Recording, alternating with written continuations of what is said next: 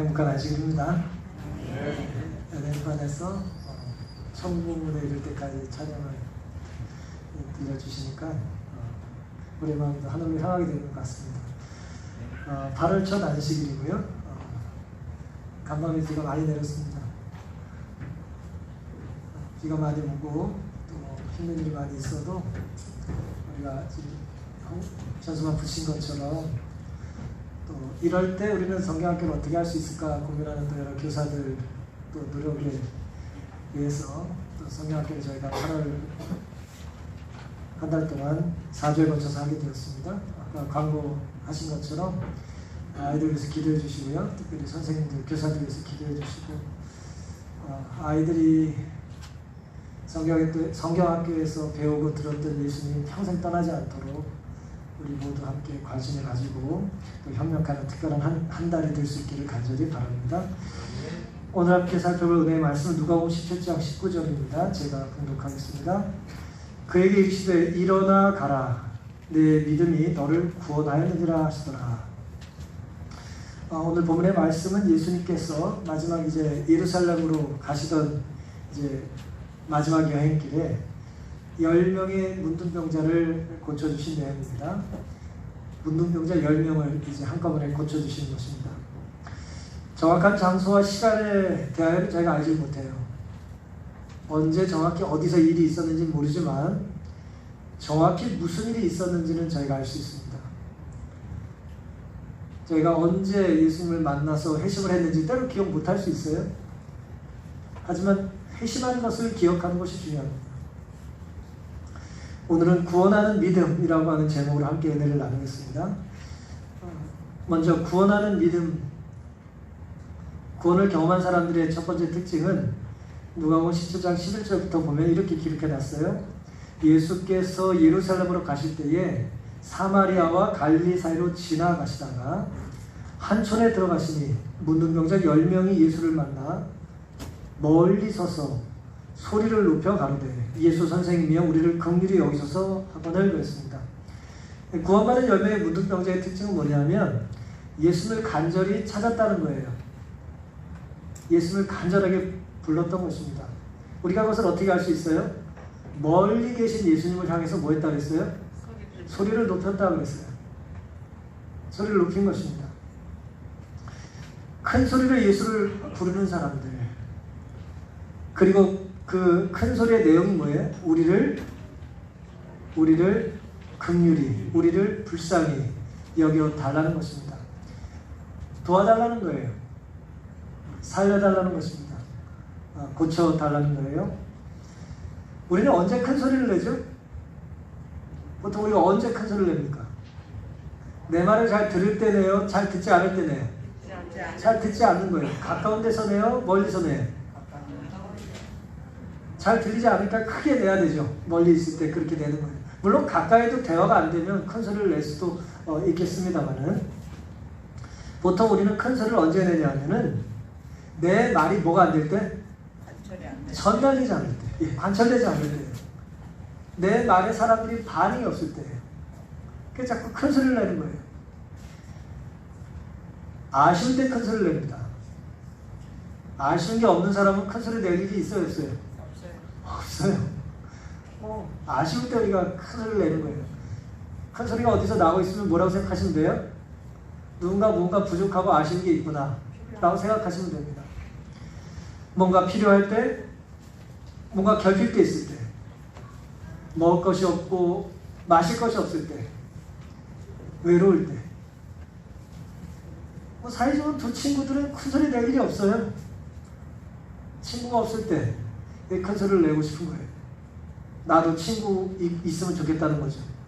힘겨울 때, 또 무서울 때, 버림받았을 때, 소외될 때, 무엇보다도 억울하고 분할 때 큰 소리를 내는 거예요. 문둥병에 대해서 우리가 상식적으로 잘 알죠. 성경은 문둥병에 걸린 사람들을 집에서 쫓아냈어요. 공동체에서 쫓겨난 사람들입니다. 가족으로부터, 민족으로부터 쫓겨난 사람들이에요. 이런 말을 들었을 거예요. 나는 살아야겠으니까 너와 살 수 없다는 거예요. 그러니까 너는 나가라는 거예요. 네가 나를 사랑한다면 나를 떠나달라는 거예요. 그런 말 들어보셨어요? 오늘 장로님 들어보셨다고 고개를 흔드시네요 지금. 그런 말 들어보셨어요? 날 사랑하면 나를 떠나라고. 떠나지 않는다면 당신은 날 사랑하는 게 아니라는 말 들어보셨어요? 너무 잔인한 말 아닙니까? 문둥병자는 소중한 사람들과 단절되어 했고 그들과 이별해야 했고 살아있지만 산 송장처럼 여겨졌던 사람들이에요. 레위기 13장 45절 46절에는 무능한 자는 옷을 찢고 머리를 풀며 윗입술을 가리우고 외치라고 그랬어요. 부정하다 부정하다 말하라 그랬어요. 누가 부정하다는 거예요? 나는 부정하다 이거예요. 46절 병 있는 날 동안은 늘 부정할 것이라 그가 부정한즉 혼자 살되 진밖에 살지니라 그랬어요. 혼자 살라고 그랬는데 지금 몇 명이 같이 있어요? 10명. 그러니까 버림받은 사람들이 하나하나 모여서 10명이 된 거예요. 옷을 찢고 머리를 푸는 행위는 어떤 행위입니까? 이스라엘에서? 기쁜 일이에요? 슬픈 일이에요? 극도의 슬픔이 있을 때예요. 국난이 있을 때, 사랑하는 가족이 죽었을 때, 죽은 자를 애도할 때. 그런데 지금 뭐예요? 내가 죽었다 이거예요. 스스로 죽은 자로 여기는 행위입니다. 입술을 가린다는 건 뭐예요? 하나님과 사람 앞에 나는 수치스럽다는 거예요. 가리는 것입니다. 드러낼 자격이 없다는 거예요. 부정하다라고 하는 거짓된 외침은 뭐예요? 나는 부정한 존재니까 당신이 뭐하라고요? 멀리서 이제 내 앞을 지나가지 말라는 것을 알려주는 거예요. 혼자 집 밖에 살라는 건 공동체에서 분리돼서 혼자 살라는 것입니다. 사랑하는 성도 여러분, 이런 사람들이 간절하게 누굴 불렀어요?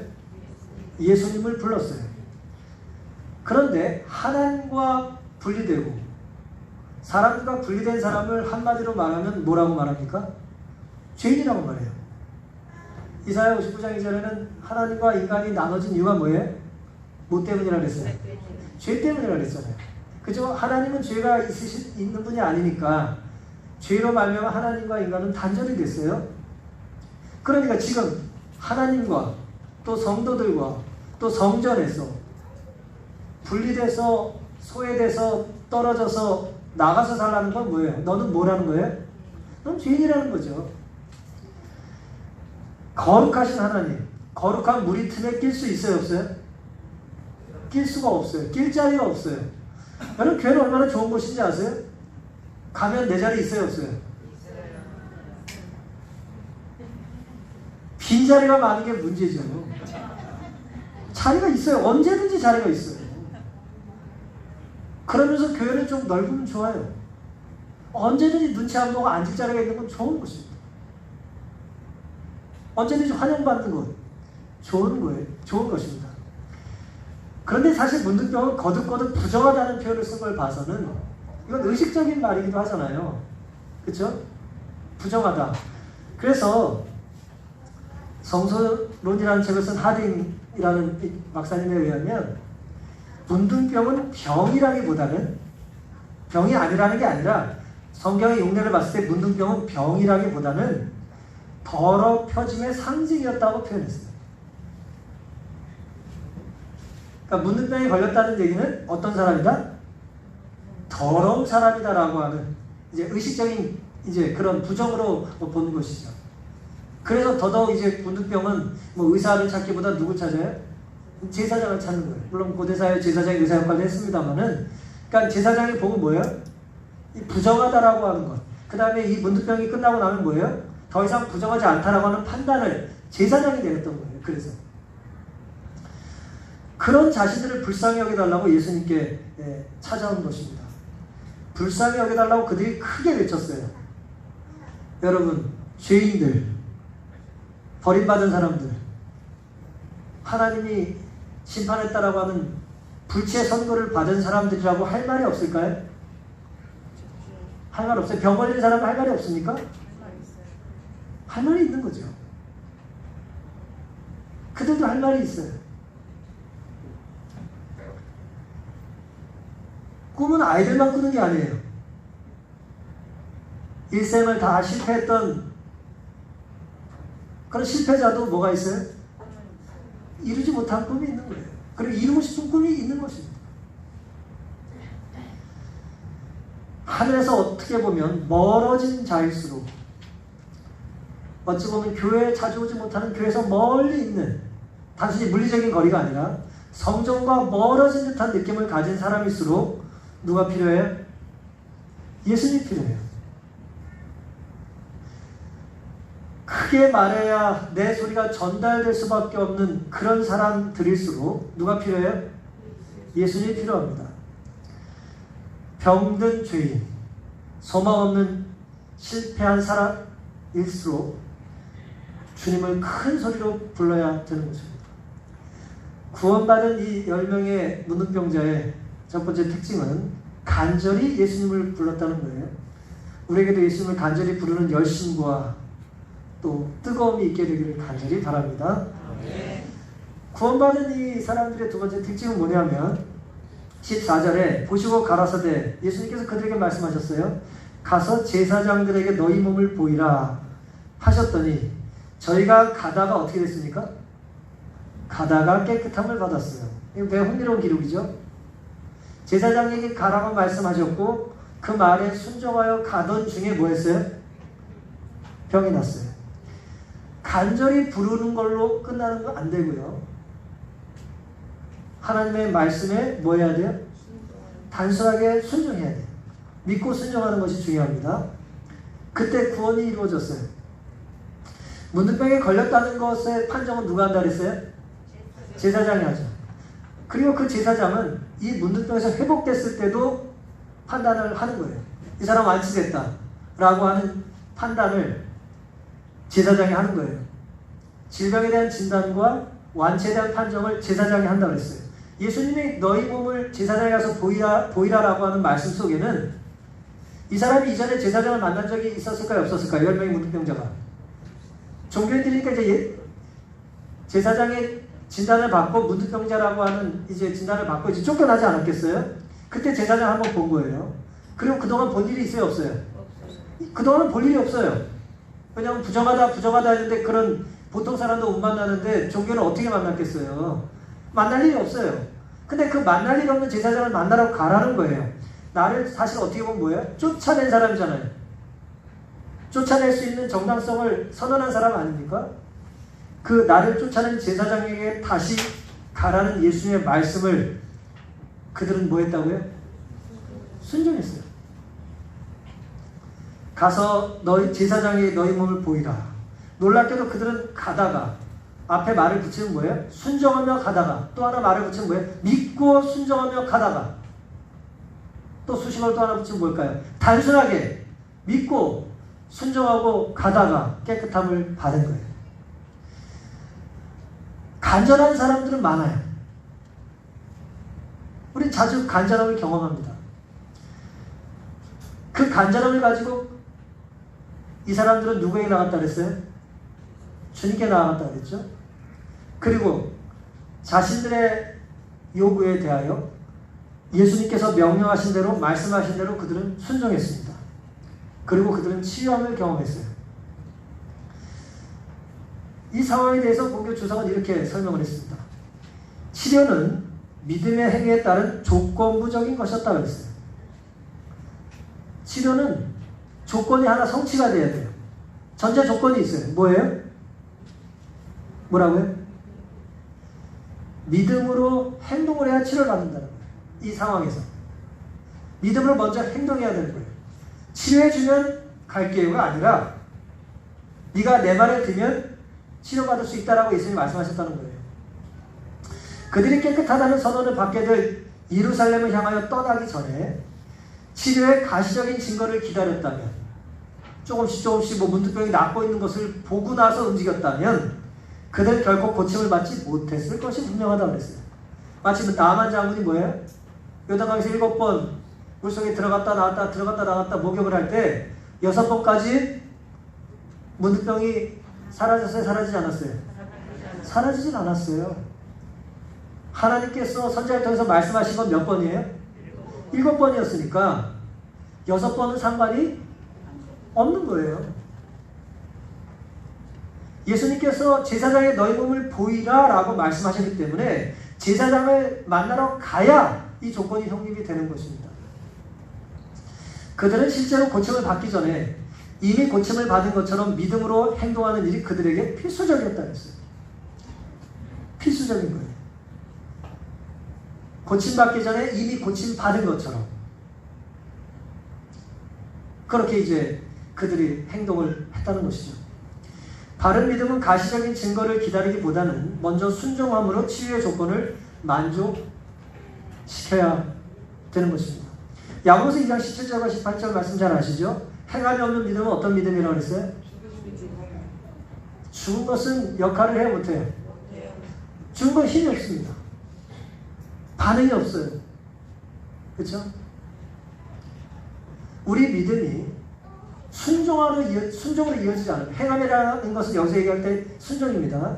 믿음으로 움직이지 않는다면 그건 믿는 게 아니라는 거예요. 믿음은 추상적인 그런 멈춰있는 것이 아니라 역동적으로 움직이는 거예요. 이론적으로 머릿속에 존재하는 게 아니라 몸으로, 삶으로, 행동함으로 경험하는 것입니다. 혹이 가로되 너는 믿음이 있고 나는 행함이 있으니 행함이 없는 너의 믿음을 내게 보이라 그랬어요. 믿음 좀 보여줘. 너는 행함이 없잖아. 믿음 좀 보여줘. 네가 하나님을 믿는지, 용서 많은 사람인지, 구원을 갈망하는지, 하나님을 향한 소망이 있는지 너 믿음을 나에게 보여줘봐. 행함이 없는데 내가 알 수가 없잖아. 그러면서 이렇게 말했어요.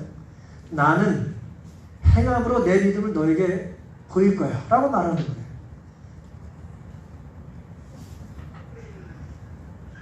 레위기 14장에는 제사장이 문둥병자에게 완치 판정을 내리는 절차가 아주 흥미롭게 기록되어 있어요. 이제 문둥병에 걸리면 이제 문둥병 걸렸다라고 하는 이제 판정을 내리면 그 사람이 이제 공동체에서 내보내잖아요. 그러다가 이제 어쨌든 완치받는 사람이 있단 말이에요.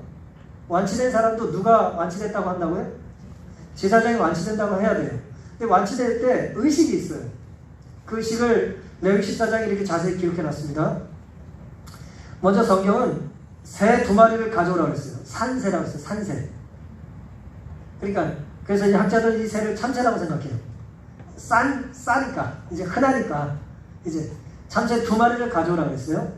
그리고 홍색실, 백향목, 우슬초를 함께 가지고 오라고 했어요. 그리고 새 1마리를 잡아요.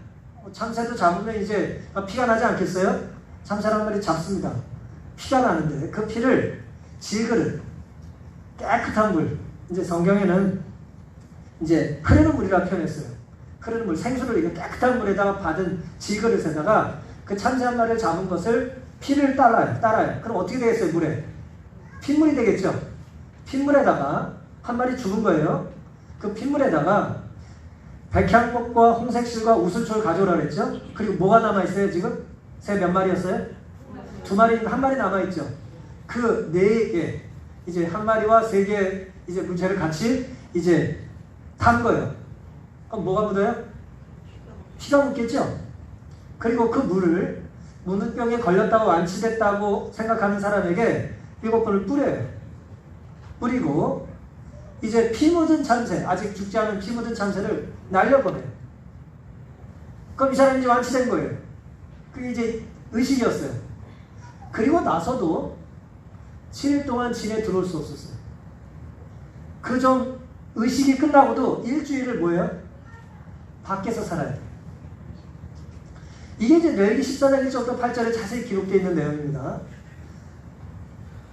이런 배경하에 이제 우리가 이제 완치가 된다라고 하는 걸 이해하면서 이 사람들의 심정을 좀 이해할 필요가 있습니다. 지금까지 살아오시면서 누군가의 결정적인 도움을 나는 받은 일이 한 번도 없다 하는 분 계세요? 난 지금까지 살면서 내 잘나서 지금 태어났다. 난 태어날 때부터 딱 섰다. 그런 분 계세요? 우리는 누군가의 결정적인 도움으로 지금까지 온 거예요. 그것이 한 번이든 2번이든 우리가 기억하는 때와 기억하지 못하든 결정적인 도움 없이 지금까지 살 수 있는 사람 아무도 없습니다. 길을 잃었거나, 저희 아이는 지난주에도 길을 잃었었어요. 자전거 타고 나가더니 안 들어와요. 석계역을 5km를 지나쳤답니다. 지금도 길을 잃어요. 길을 잃을 때 누구한테 묻습니다. 내가 맞게 가고 있어? 정반대로 당신은 가고 있어? 길을 이제 다시 잡는 거죠. 때로 병에 걸려요. 내가 수고하고 노력해도 병이 낫질 않은데 누군가 어떤 알지 못하는 한 사람의 말을 듣고 내 아픈 질병이 낫기도 합니다. 곤란을 겪던 중에 누군가의 호의 섞인 한마디 말이나 미소 때문에 힘든 위기를 극복한 일들이 우리에겐 있습니까? 없는 것처럼 앉아 계시지 마시고 있으시죠? 네. 있습니다. 시간이 흘러 되돌아보면 우리는 하나님께서 그때 나에게 누굴 보내주셨다? 천사를 보내셨구나라고 하는 생각을 합니까? 안 하지 말고 하세요. 천사를 보내주셨구나라는 생각을 하는 거예요. 천사와 사는 사람들도 있고 내가 천사가 되게 만들어줄 수도 있어요. 우린 하나님의 은혜와 사랑으로 지금까지 살아온 거예요. 자, 이 말씀을 왜 드리냐면 우리가 이런 상황에 길을 잃고 때로 아프고 힘들고 어려울 때 때로 잘 아는 사람이기도 하지만 전혀 모르는 누군가의 한마디 말을 들어야 안 들어요? 듣고 따라하잖아요. 그래서 어떤 사람은 뭐예요? 이사갈 집도 구하고 어떤 사람은 이민도 가고 어떤 사람은 학교도 가고 아무 갈 생각 없었는데 전공을 바꾸기도 하고 어떤 사람은 결혼도 하고 어떤 사람은 뭐예요? 그 한마디에 예수님을 믿기도 하잖아요. 그리고 우리가 다 이렇게 앉아있는 건 아닙니까? 하나님이 보내주신 그때그때 어떤 천사의 말을 듣고도 우리가 구원을 경험한다면 순간순간 우리의 간절한 마음을 가지고 하나님께 메어 달리고 주님의 말씀에 단순하게 순종하고 믿을 필요가 있어요, 없어요? 넉넉히 있는 것입니다. 충분히 있는 거예요. 모든 사람의 말을 다 들어서는 안 되지만 예수님의 말씀은 믿고 순종하는 것이 우리에게 구원을 이루는 매우 중요한 요소가 되는 것입니다. 그럴 때 우리는 주님께서 준비하신 선물을 누리게 되는 거예요. 길을 다시 되찾게 되고 아픈 병으로부터 낫기도 하고 외롭게 살다가 멋진 친구들이 생기기도 하고 신앙이 외롭고 힘들다가 신앙이 얼마나 좋은지를 다시 경험하기도 하는 것입니다. 주님을 향한 간절한 간구가 믿음과 순종으로 연결되는 삶을 살게 되기를 간절히 바랍니다. 구원하는 믿음의 마지막 단계는요 15절부터 나오는데요 그 중에 하나가 10명의 구원을 받았잖아요. 근데 그 중에 하나가 자기의 나은 것을 보고 큰 소리로 하나님께 영광을 돌리며 돌아왔다. 이 사람들이 지금 다 큰 소리로 외쳤잖아요. 우리를 긍휼히 여겨달라고, 불쌍히 여겨달라고, 우리를 고쳐달라고, 도와달라고 외쳤죠.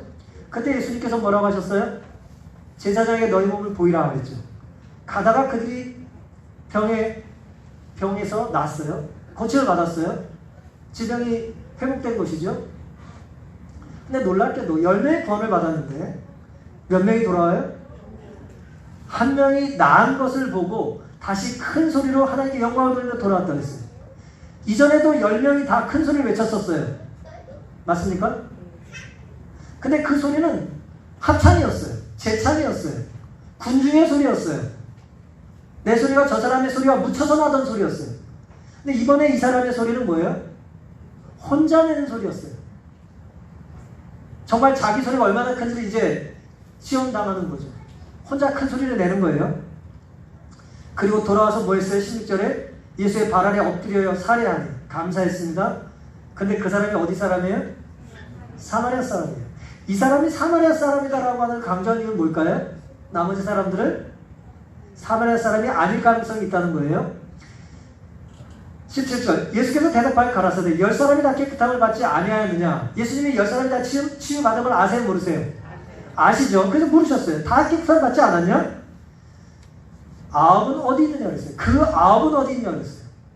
한 사람 합쳐서 9명인 걸 예수님이 아신 거예요. 9명 어디 있냐? 이 이방인 외에는, 이 사마리아 사람 외에는 나머지 사람은 그러니까 이방인이 아닐 가능성이 있는 거예요. 이방인 외에는 하나님께 영광을 돌리러 돌아온 자가 없느냐 하시고 그에게 이르시되 일어나 가라 내 믿음이 너를 구원하였느니라 하시더라. 19절의 말씀을 배경으로 제가 오늘 설교 제목을 정했습니다. 최고의 믿음은 뭡니까? 구원하는 믿음. 마지막 단계는 뭐예요? 내가 받은 구원과 은혜를 감사함으로 표현하는 거예요. 우리에게 살다 보면 중요한 일이 있습니까? 중요한 일이 있습니다. 급한 일이 있나요? 예, 급하고 중요한 걸 잘 구분해서 살아야죠. 가고 싶은 데가 있습니까? 있죠. 뭐 가기 싫은 데도 있지만 가고 싶은 데도 있습니다. 만나고 싶은 사람이 있습니까? 뭐 없으세요? 만나고 싶은 사람이 있습니다. 만나지 못하고 살지만 만나고 싶은 사람이 있어요. 내가 시간만 나면 내가 누굴 보러 가겠다. 가지 못해도 마음으로 그리운 장소와 그리운 사람이 있습니다. 아무리 중요하고 급하고 하고 싶은 일이 있고 가고 싶은 곳이 있고 만나고 싶은 사람이 있어도 사실 제일 중요한 일은 언제나 하나예요. 나머지는 이걸 해결하고 하면 돼요. 제일 중요한 한 가지를 이 한 사람은 기억했던 거예요. 돌아오지 않은 다른 사람과 달리 어떻게 사마리아 사람은 이 이방인은 돌아올 수 있었을까요? 우리가 간절할 때, 아쉬울 때, 뭔가 궁핍하고 결핍됐을 때, 절실할 때 간절하게 누군가에게 도움을 요청하는 일은 어려운 일이에요? 어렵지 않은 일이에요? 어려운 일이 사실은 아니에요. 아직 아쉬운 소리를 안 하는 건 아직 결정적으로 힘든 게 아니에요. 아직 살만한 거예요. 나는 아쉬운 소리 안 해. 그 사람은 아쉬운 게 아직 없는 거예요. 아쉬울 때는 목소리가 커지고 눈물이 납니다. 간절해요. 죽을 것 같으니까. 그때 날 도와달라고 말하는 거는 물론 어렵지만 어려운 일이 아니에요. 왜냐하면 그래야 사니까. 그리고 다음에 간절함에 비례해서 누군가 나에게 거기 가봐요. 누굴 만나봐요. 뭘 좀 해봐요 라고 말하면 단순히 그것을 내 행동으로 옮기는 것도 어때요? 그렇게 어렵지 않아요. 왜냐하면 선택의 여지가 없거든. 맞습니까? 선택의 여지가 없으니까 누군가에게 도움을 요청하고 그 사람이 뭔가 얘기하면 일단은 듣는 신용을 하는 건 사실 그렇게 어려운 것이 아니에요. 진짜 어려운 건 뭐냐? 아쉬울 때 주님을 찾는 것이 아니라 어느 순간 아쉬운 일이 사라졌을 때에도 주님을 찾는 거예요.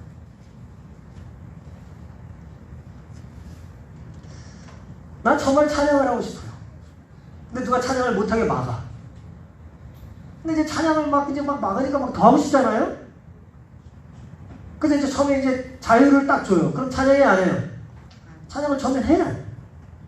근데 이제는 정말 찬양을 마음껏 할 수 있는 시간이 계속 우리에게 주어져요. 그럼 찬양이 절실해, 절실하지 않아요? 별로 절실하지가 않은 거예요. 진짜 어려운 일은 아쉬운 일이 사라졌을 때도 여전히 주님을 찾는 거예요.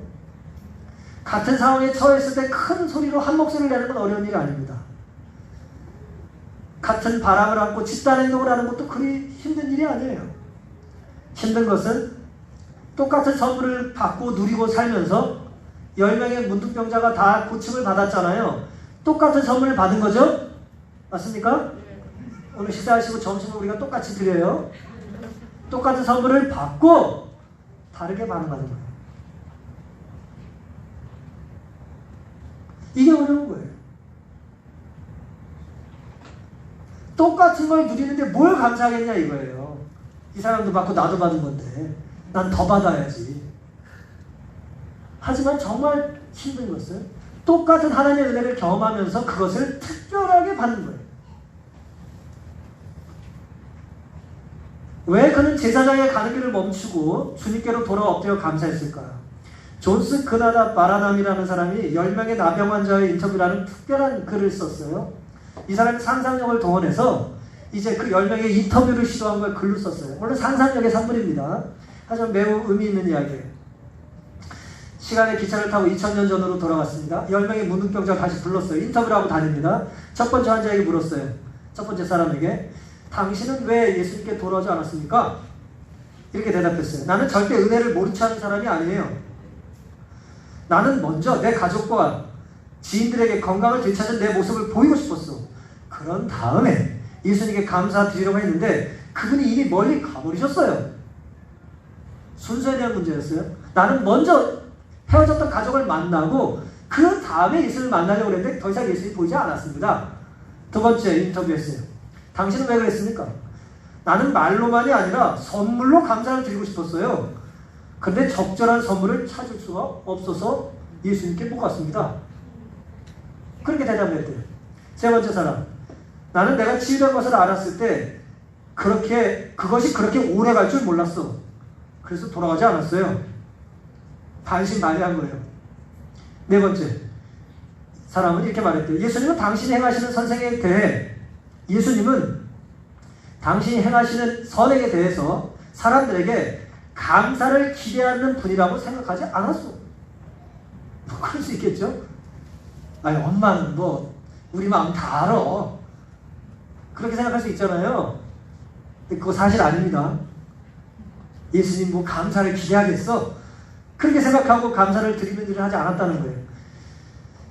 다섯 번째 사람은 또 재밌어요. 나는 다시 볼 수 있다는 기쁨에 감사하는 일을 까맣게 잊어버렸어요.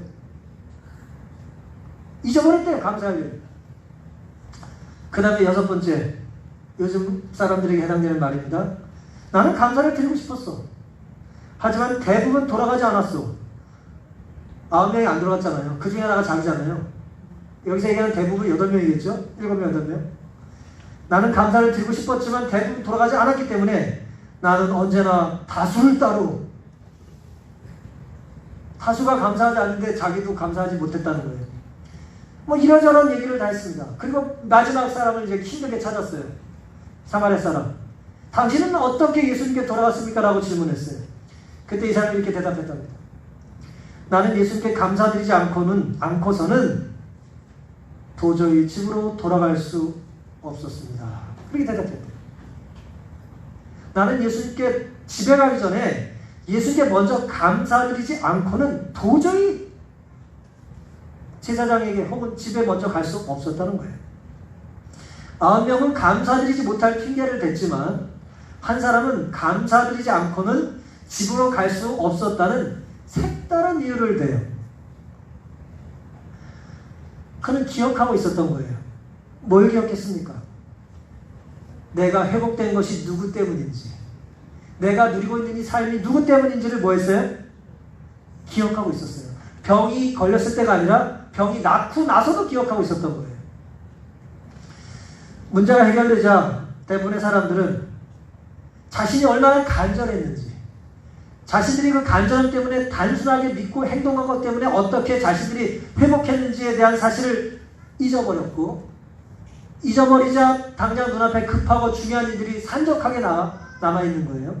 그런 일을 따라갔을 때에, 주님을 찾아 감사하는 일을 뒷전으로 뒀을 때에 한 사람만은 누가 자신을 구원해 주셨는지, 누가 자기의 소리에 귀를 기울여 주셨는지 잊지 않고 있었다는 것입니다. 지난 한 2년쯤 전에요. 2018년 9월 12일인데요. 한국 클래식 역사에 기록될 만한 특별한 연주회가 있었습니다. 뭐 잘 아시는 분들은 저 사람이 누군지 아시겠어요? 알아보시겠어요? 두 사람? 이름 써있네요. 정경화 씨입니다. 정트리오라고 하는 그 유명한 바이올린 연주자죠. 그 다음에 이제 조성진이라는 사람이에요. 2년 전에 24살이었어요. 5년에 한 번씩 하는 어쨌든 피아노 뭐 올림픽이라고 할 만한 대회에서 5년에 한 번밖에 안 하는데 1등한 사람이에요. 전 세계에서 피아노 어쨌든 최근에 제일 잘 친다고 인정받은 사람이에요. 한국 사람이에요. 두 한국을 대표하는 클래식 연주자가 이제 협연을 했습니다. 여러 번 했지만 어쨌든 9월 12일 날 이제 협연을 했어요. 듀오 콘서트가 있었습니다. 그 기자들의 그 기록을 제가 읽어보니까 정경화의 폭풍, 조성진의 천둥, 물과 불의 만남, 무대에서는 불꽃이 튀었다. 정경화의 달관, 조성진의 반짝임, 마침내 서로를 끌어안았다. 뭐 그러면서 이제 연주가 끝나고 나서 막 등장을 이렇게 대성대가 이제 두드려 줍니다. 이 조성진의 천재성을 이 정영화 씨가 먼저 알아보고 이제 이렇게 격려하고 이제 했다는 것에 대한 이야기가 있었습니다. 음악회에 참석한 사람들은 찬사와 호평과 갈채와 환호를 이제 외쳤어요.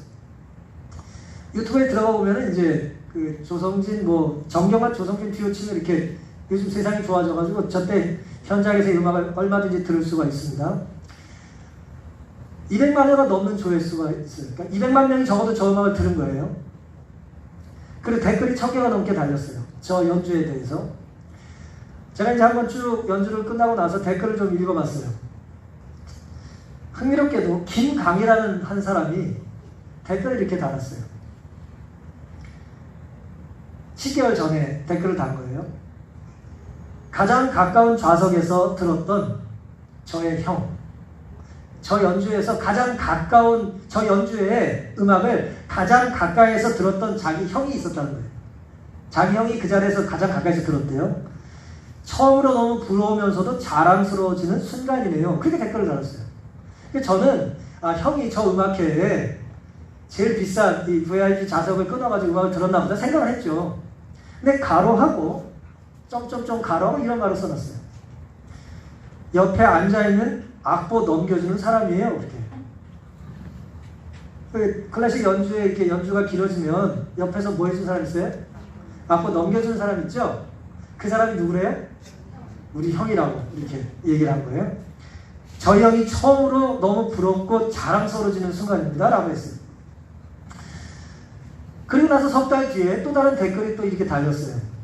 이 사람은 산이에요. 그러니까 형제인데 강산인가 봐요. 김강 김산. 안녕하세요. 정경화 조성진 듀오 콘서트 페이지 터너입니다. 페이지 터너는 이제 넘겨주는 사람을 페이지 터너라고 해요. 내가 그 사람이라 이거예요. 동생의 댓글 다는 걸 이제야 봤네요. 많이 부족했지만 좋은 댓글 감사합니다. 저도 좋은 연주자가 되도록 노력하겠습니다. 잠깐 음악 들어보세요.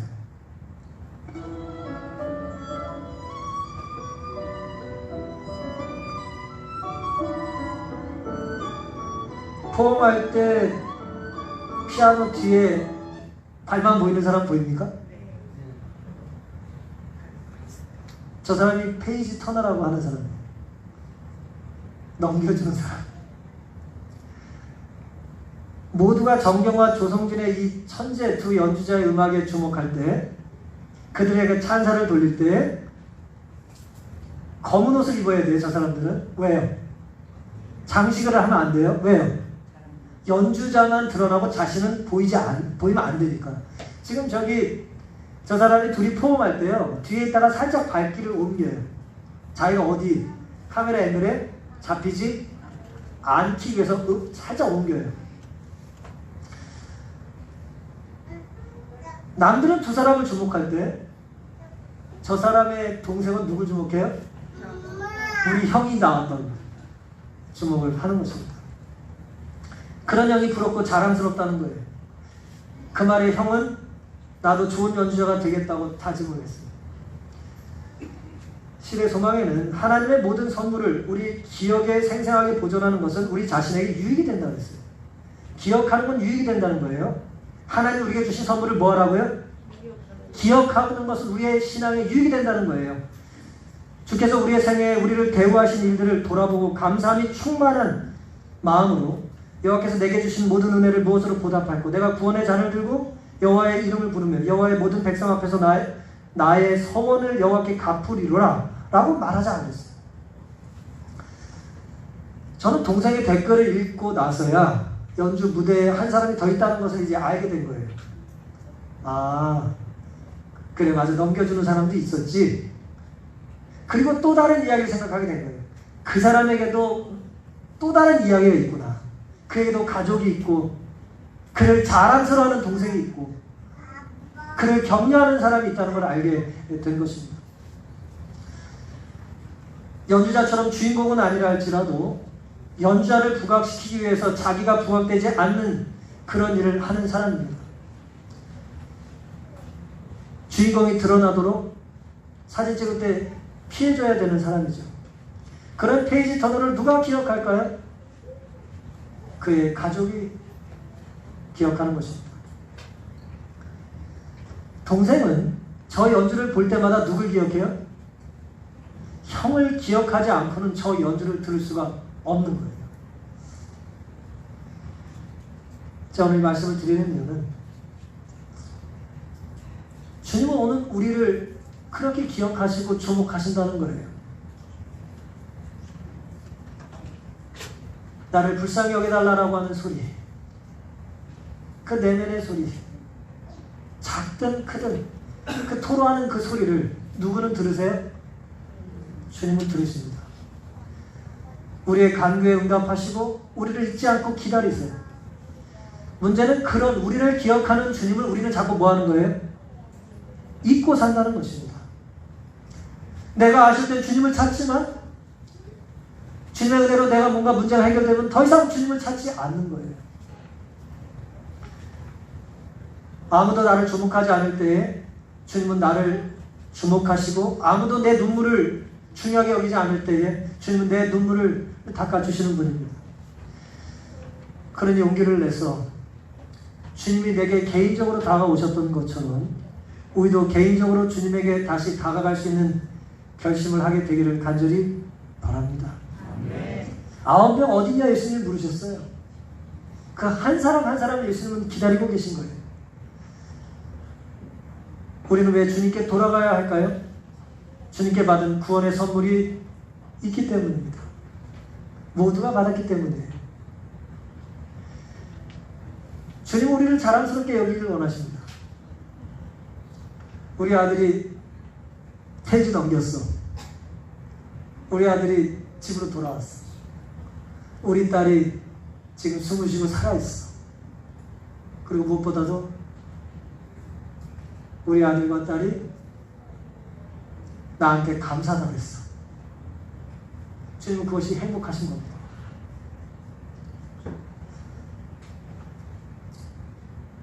죄진 아들이 돌아온 게 뭐 그렇게 큰일이라고 아버지가 잔치를 벌이십니까? 그게 하늘 아버지의 이야기예요. 남들 다 쉬는 숨을 우리 딸도 쉰다고 뭐가 이렇게 기뻐해요? 죄의 질병에 심한 우리가 탁한 숨을 쉬다가 뻥 뛴 숨을 쉴 때 하나님께서 보이시는 반응입니다. 사랑하는 성도 여러분, 주님이 나를 용서해 주시고 나를 구원해 주시고 내게 은혜를 베푸신 것을 잊지 않고 기억하며 감사하며 사시기를 간절히 바랍니다. 그리스도가 나를 기억하고 계시다. 주님이 나를 주목하고 계시다. 주님이 내 회개를 크게 보신다. 내가 부족하지만 성전에 가는 발걸음을 주님은 어떤 것보다도 귀하게 여기신다 라고 하는 믿음을 갖고 살게 되시기를 간절히 바랍니다. 누가 뭐라고 해도 주님을 찾으시고, 누가 뭐라고 해도 주님을 믿으시고, 누가 뭐라고 해도 내가 받은 은혜를 주님께 감사하는 일을 멈추지 않게 되시기를 간절히 바랍니다. 데살로니가전서 5장 18절 19절입니다. 범사에 감사하라. 이는 그리스도 예수 안에서 너희를 향한 하나님의 뜻입니다. 그리고 19절에 이렇게 덧붙여 있어요. 성령을 소멸치 말라고 했어요. 다시 말씀드리면 감사하는 일을 성령께서 우리에게 넣어주시는데, 감사하고 싶지 않은 생각을 악한 영이 넣어줄 때 그 생각을 쫓아감으로 성령을 소멸치 말라는 거예요. 성령의 역사의 특징 중에 하나는 우리의 삶에 뭐 하는 거예요? 감사함이 드러나는 것입니다. 그러니 감사하는 사람은 성령이 충만한 사람이에요. 감사하며 사시길 바랍니다. 시편 50편 23절 감사를 제사로 드리는 자가, 감사로 제사를 드리는 자가 나를 영원롭게 하나니 그 행위를 옳게 하는 자에게 내가 하나님의 구원을 보이리라.